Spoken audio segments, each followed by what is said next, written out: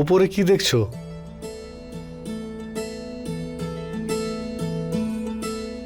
দাও, আমি বলছি তোমাকে এই ফোনটা কি করে ইউজ করতে হয়। এই দেখো,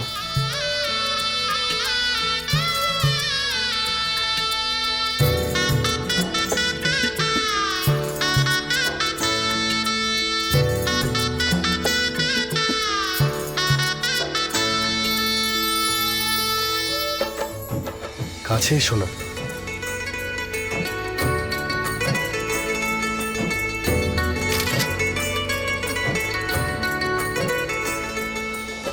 আবির, আবির, বিধি বৌমা,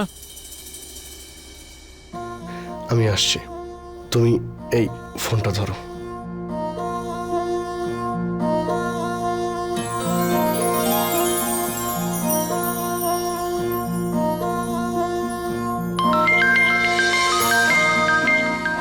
হ্যালো, সাবধানে যাবেন। সত্যি তুমি না একটা পাগল মেয়ে।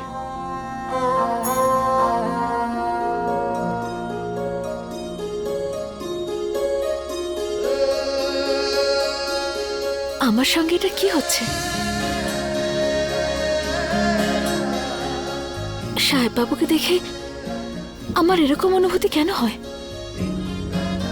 কোনটা সত্যি কোনটা স্বপ্ন বুঝতেই পারছি না।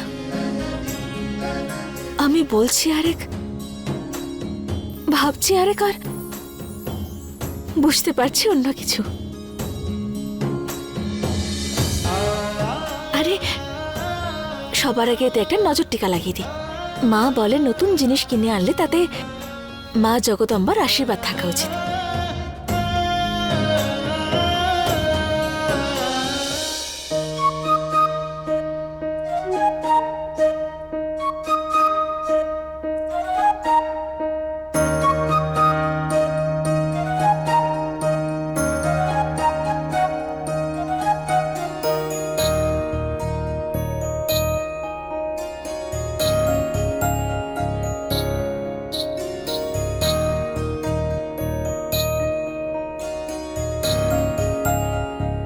মা জগদম্বা, কথায় বলে যে প্রত্যেক উপহারই মূল্যবান, কিন্তু এই উপহারটা আমার কাছে একটু বেশি মূল্যবান।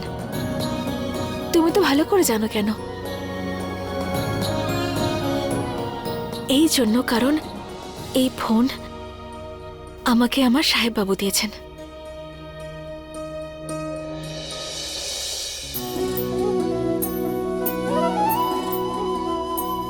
মা, আজ আমি যে সম্মানটা পেয়েছি শুধুমাত্র তোমার জন্যই পেয়েছি। তুমি দয়া করেছো বলে এই পরিবারে খুশি ফিরে এসেছে।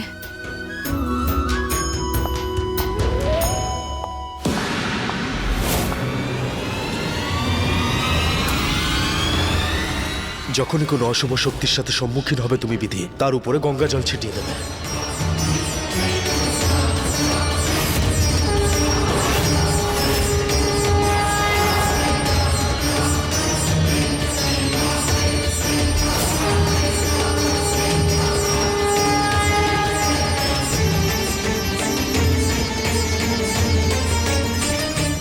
মেম সাহেব, আপনি বলেছিলেন যে আপনি এই লকেট বাজারে গিয়ে কিনে এনেছেন। প্রবলেমটা কি তোমার বিধি? বারবার তুমি এই লকেটটার কথা জিজ্ঞেস করছো। কিনেছি তো, হ্যাঁ কিনেছি, প্রবলেমটা কি এতে? বিষয়টা হলো এই যে সেই রাতে যা যা ঘটেছে সেগুলোকে সামান্য ঘটনা বলা যায় না। আমি ডাক্তার ম্যাডামকে মারতে গেলাম, তারপর সে প্রমাণ লোপাট হওয়া। আমার তো মনে হয় যে এই অশুভ লকেটটাই আমাকে দিয়ে ওসব করিয়েছিল। আর জানি না কেন আমার সম্পূর্ণ বিশ্বাস যে এই সব কিছুর পেছনে আপনার হাত রয়েছে। কি কি আজে বাজে কথা বলছো তুমি এসব? অন্য কেউ শুনলে ভাববে মাথা খারাপ হয়ে গেছে তোমার।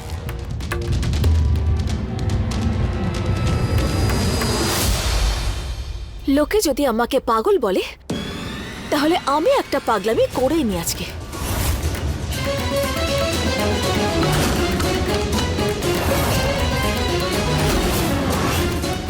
দূরে থাকো আমার থেকে। হ্যাঁ, আমি বলছি আমার থেকে দূরে যাও। বিধি, স্টপ ইট।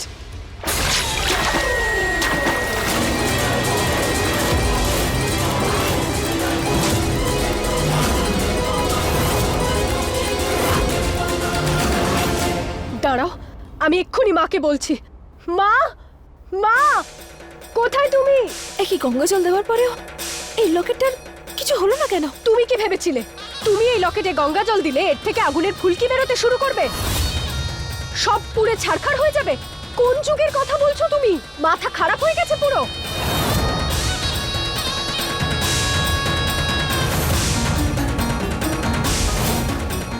কাকিমা, এই গঙ্গা জলটা তুমি একটু মন্দিরে রেখে দাও। আসলে কালকে পুজো করার সময় দেখা গেল গঙ্গা জল শেষ হয়ে গেছে, তাই আমি নিয়ে এসেছি। ত্রিশালা, মা, কি হয়েছে মা? আর তোমার এই জামা কাপড়?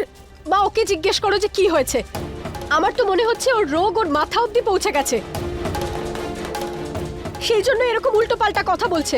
বলছে যে এই লকেটটার মাধ্যমে আমি নাকি ওর ওপর কালা জাদু করেছি, যার জন্য ও তোমার উপর আক্রমণ করে প্রমাণটা নষ্ট করতে চেয়েছিল। আর নিজের কথাটাকে সত্যি প্রমাণ করার জন্য আমার উপর গঙ্গা জল ঢাললো। মা, মা, আমি মানছি যে আমার মায়ের জন্য বাড়িতে অনেক সমস্যা হয়েছে, কিন্তু তার মানে এটা নয় যে এই মেয়েটা এর সুযোগ নেবে আর আমাকে এভাবে অপমান করবে। বাহ বিধি, বাহ, মানতে হবে তোমার ভাবনা চিন্তা। কত কুবুদ্ধি আছে তোমার। নিজের ভুল লুকোনোর জন্য কি সব গল্প বানিয়ে চলেছো তুমি? এইভাবে কথা বলেছো ত্রিশালার সঙ্গে? আচ্ছা, কি যেন বলেছিলে তুমি আমাকে? আমি এখন এখানে আর থাকবো না, শুধু আমার জিনিস নিতে এসেছি। যাও, চলে যাও, দরজা খোলা আছে, যাও।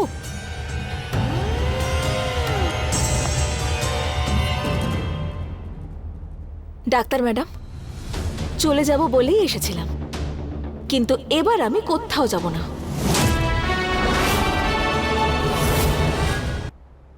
এটা জানা উচিত ছিল আমার। এক নম্বরের মিথ্যাবাদী মেয়ে একটা। মিথ্যেবাদী নই, আমি তো শুধু সত্যিটা জানতে চাইছিলাম। ডাক্তার ম্যাডাম, আপনি কি বলেছিলেন যে সাহেববাবু জানেন যে আমার ক্যান্সার আছে? আমাকে এই বাড়িতে বলি দেওয়ার জন্য নিয়ে আসা হয়েছে, কিন্তু সাহেববাবু তো এসবের কিছুই জানেন না। এইসবের মধ্যে উনি একদমই ছিলেন না।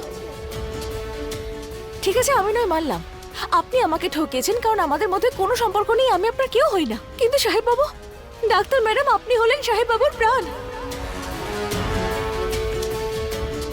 উনি আপনাকে ছাড়া জীবনে কিছু করতেই পারেন না। আপনার নিজের সন্তান উনি, ওনাকে আপনি এভাবে ঠকালেন। ব্যাস বিধি,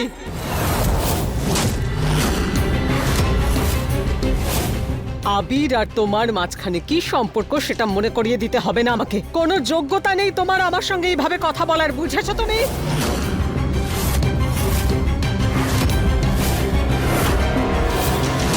ব্যাস মা, এই অশিক্ষিত মেয়েটার সাথে তর্ক করার কোনো মানেই নেই। তুমি একটা কাজ করো না কেন, সত্যিটা বলে দাও।